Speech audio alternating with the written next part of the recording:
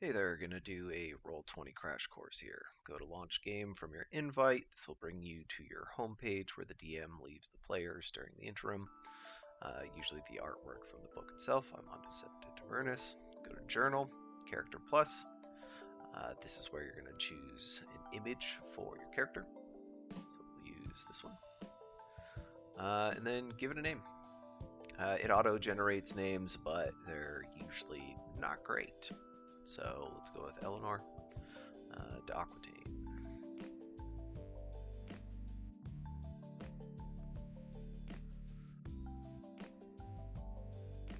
Save changes. This is going to pop up the character sheet. Use the Charactermancer. Go to next. This is where you're going to start filling in.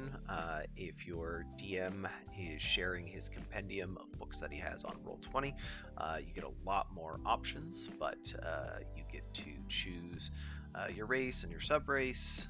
It auto-populates all the information and gives you information for the book on the right. So if you're used to pen and paper and going through the books, it'll show you exactly what the book says.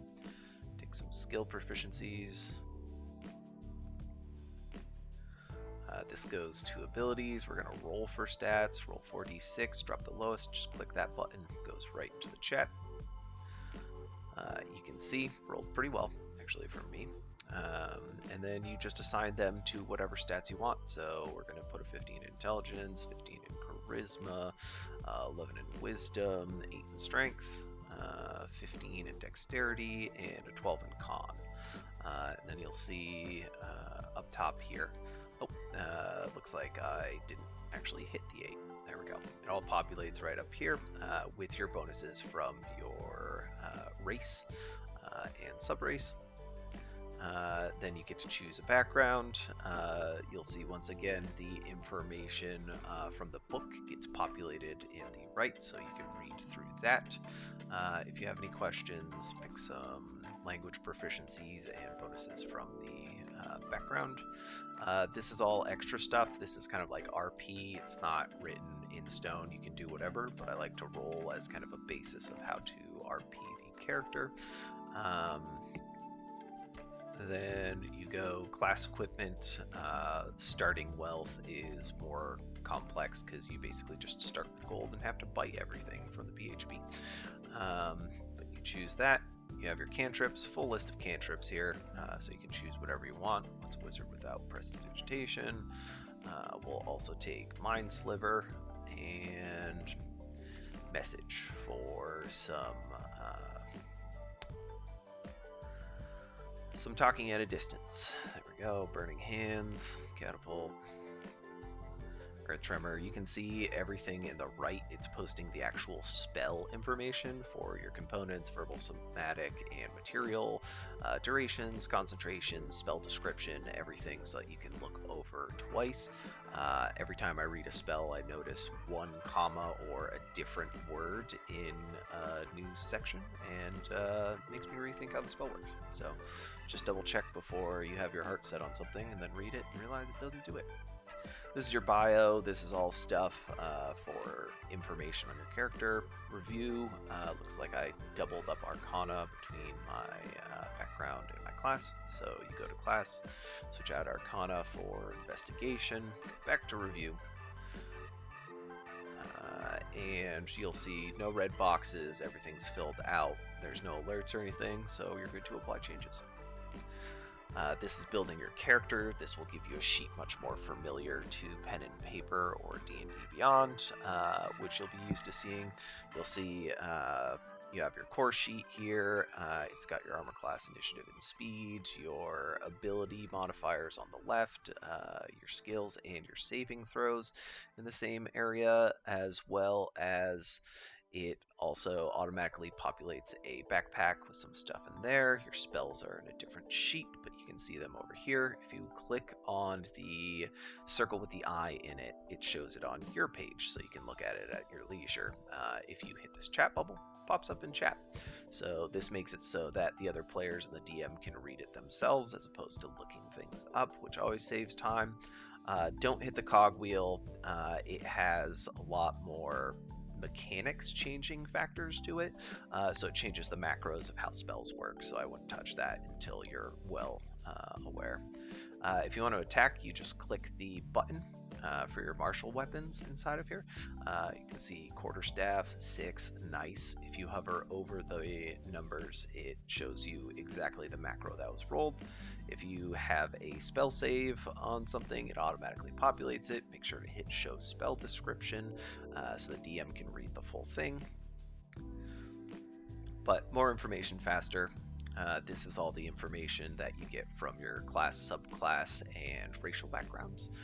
Cogwheel to look at your page. Chat bubble once again pops into chat, so you can show it to the DM who's asking, how do you have that? Where does that come from? It shows you everything. Leveling up, you click the anvil next to your level at the top of the page. I take the average because honestly I roll below average most times. And I get to choose a subclass at level 2. So we'll go with Blade Singing. Gives you all the information of what your class specialization entails. You go to the next page, we get to pick out 2 more spells.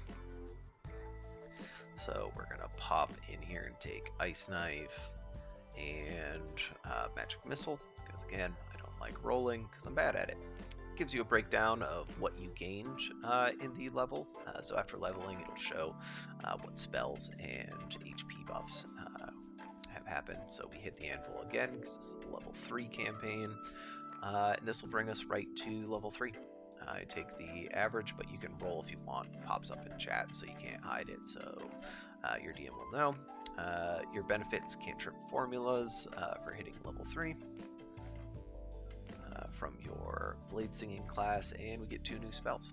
So we're gonna go with Grease and Disguise Health. So you go to next, it shows the review. Once again, it shows you the spells that you gained and any extra features, as well as your stats and HP differences.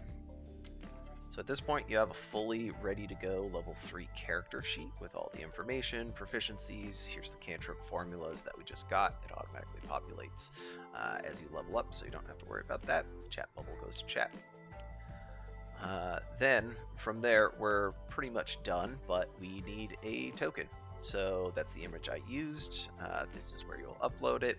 I use rolladvantage.com/token stamp. It seems super easy to work with, and it takes me about 3 seconds. Watch this. Choose image. This is the longest part. There she is.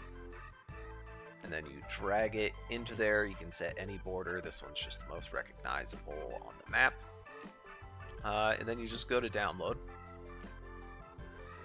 Pops up right here. Then you can go to here and you can actually drag and drop. So I go to my downloads, drag it right there, automatically downloads to your character sheet. And look at that. So professional. You save changes, go to your journal, and then you can click, drag, and drop straight onto the page, and there's your token. There's some other things that you can do in here, like attaching values of your HP and AC to the red, green, and blue bubbles on top of your token. That just helps you kind of keep track of your HP faster. But you can see I always like to select the token and then select use selected token. It's not necessary. This is just kind of like a triple check kind of thing. It does save a headache, 1 out of every 5 times. So